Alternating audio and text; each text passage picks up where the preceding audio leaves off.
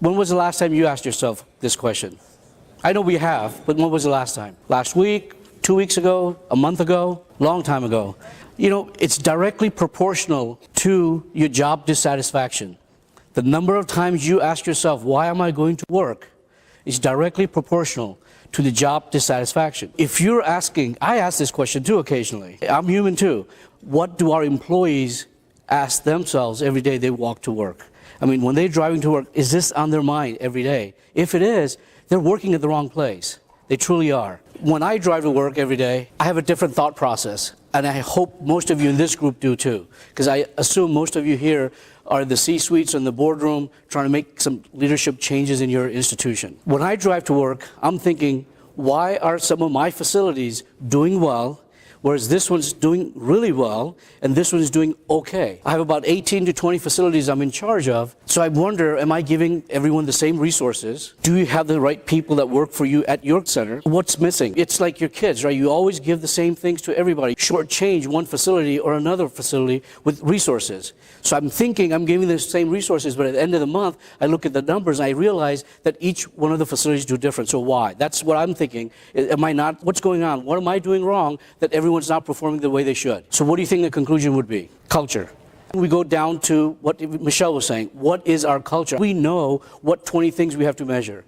We've been asked by CMS what metrics we need to show. We know that. So now it goes back to saying, if I have the same resources, the same IT technologies, the same toys, same people, why are we getting different results? I want to share with you this one video clip. It's about a soldier.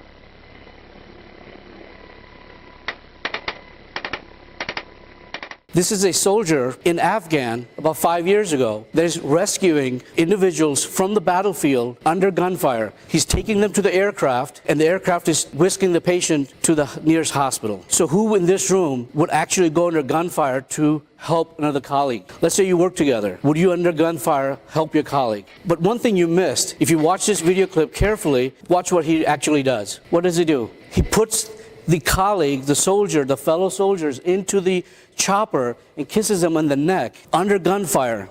Question to you is, if you were looking for a new hire, would you hire this guy? Everybody would. We'll all line up for hiring this guy. It goes back to saying, you know, I'm thinking, wow, military hires the best people. Who's recruiting the military guys is where I need to be, because he's hiring the right people. If I got a bunch of these people, I don't have to worry. For years, I've been thinking military is hiring the best of the best. How many of you agree with that? It would be intuitive to say, I mean, they got some really dedicated people, committed, dedicated, loyal people. But I was wrong. For years, that's what I thought. But really, military hires a lot of various walk of life. They bring them in. What do? They have the right training, the right background, right playground that they are asked to behave in. If you were brought into this system, we set rules, guidelines, and then make it happen. And if you really think about it, of all the corporation, any corporation you hit, military across the world has done this for centuries, and they do it effectively. They really do. This is something we need to learn from them. How do you take 100 people at random and create someone like this?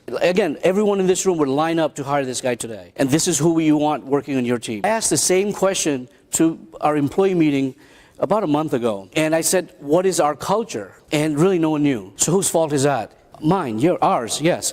Really, the key thing is we think they know. We're supposed to take care of patients. That's what we do.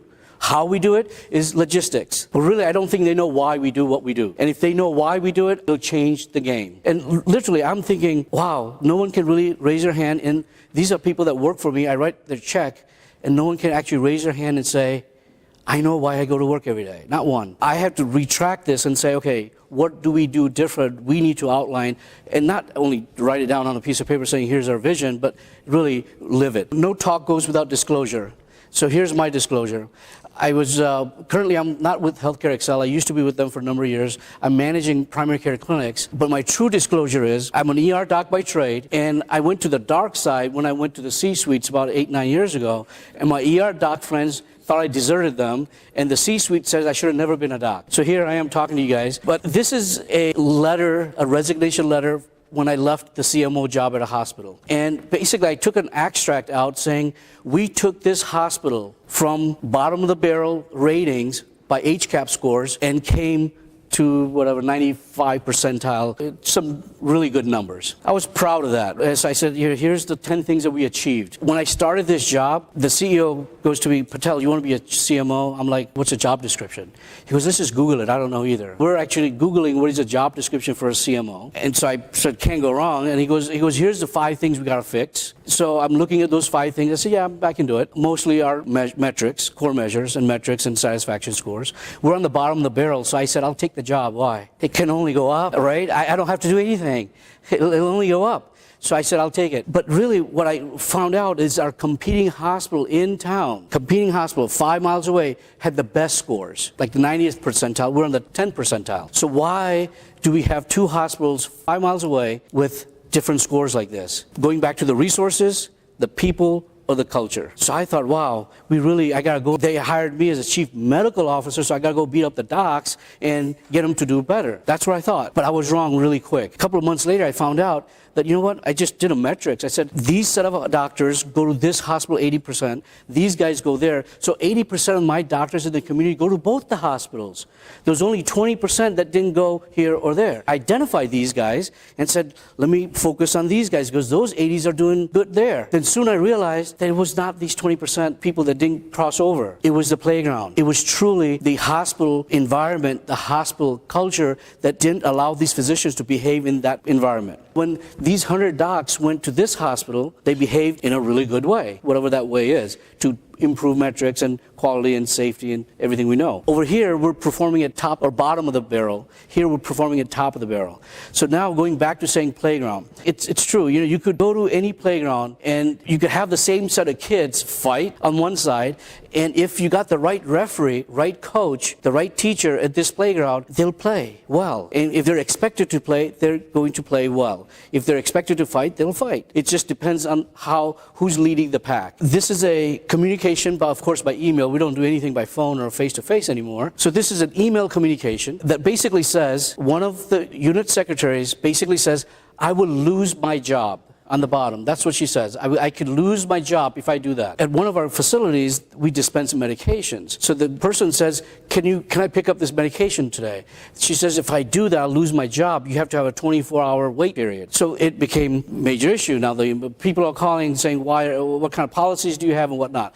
But here's my thing. Why did she say I will lose my job? Whose fault is that? She doesn't trust the boss. She doesn't trust me. She doesn't trust her immediate physician in the clinic. She's nervous. She's scared. That might lose my job. No one's explained to her, why do we do this? What's the mechanics of not giving this out with a 24-hour wait? Is really mechanics is to dispense the right medicine, have a 3-point check. No one explained that to her. Why? Because she's just a secretary. Everybody in the back knew, but no one in the front communicated. So the lady in the front says, 24-hour rule, that's it, bye-bye. What do you expect her to do? The thing is, when I started dissecting this out, you heard about the safety circle, right? People talk about if you're in a safe environment, you're going to behave well. This individual obviously didn't feel safe. So if you don't feel safe and there's dangers, what's the danger on the outside? I'm going to lose my job, I might get laid off. If she's thinking that I'm in a safe environment. If this person felt safe working there, immediately you'll start trusting your cohorts. You will start having cooperation with whatever policies and rules and regulations that come down the pike. It's just a human nature to do that. If you don't feel safe, if you're threatened, all you care about is what? Not about a policy that's coming down or taking care of. You worry about your job. You worry whether that's going to be on your table tomorrow because can you afford it if you get laid off today? So now it just becomes selfish. If you are working in an environment where you're saying, I don't know what about tomorrow, then you're just going to be in a protective mode, basically. We're going to put some biology into this. There's 4 hormones that actually regulate how we think, how we process things. If you were to say accomplishment, loyalty, love, trust, there's 4 hormones that interact with each other in various ways, and we're going to talk about each one, and which one outstrips the other. That's who's going to predominate. Endorphins, what are they? Endorphins is basically masked physical pain. When I say masked physical pain, when we were hunting for food back in the day, we had to run, fight, whatever the environment we're in, it masked the pain. The best thing you can correlate today would be an athlete. Why do you get cramps at the end of the run? Marathon run. You're cramping all along, but you don't feel it because endorphins is masking that pain.